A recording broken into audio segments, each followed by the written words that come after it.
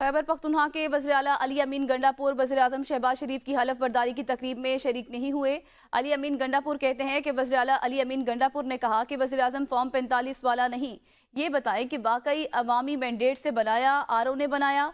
मेरे ख्याल से हलफ बर्दारी के लिए जाना दुरुस्त नहीं, ये करप्शन के मौजूद हैं।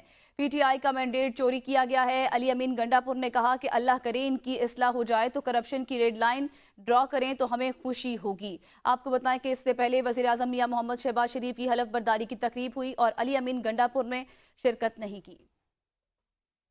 मैं मरियम अखबार में क्या कहूँ, आपकी रेड लाइन क्या होगी सुबह में? हमारी ओरिजिनली रेड लाइन है और ये तो करप्शन के मौजूद हैं, तो इनको कहो कि अगर अल्लाह करे कि इस्लाह इनकी हो जाए और इस्लाह के बाद अगर रेड लाइन को ड्रा करते हैं और तौबा करते हैं अल्लाह से खरबों रुपए खाने के बाद हमें खुशी है। हलफ बर्दारी के लिए जाएंगे आज पीएम साहब की? असल में वो पीएम जो है ना वो फॉर्म 45 वाला नहीं है ना, असल में हलफ बर्दारी के लिए मेरे ख्याल में जाना ठीक नहीं है, क्योंकि अभी तक क्लैरिटी नहीं आई इस बात की कि वाकई अवाम के मैंडेट से बना है या आरओ से बना है। ठीक।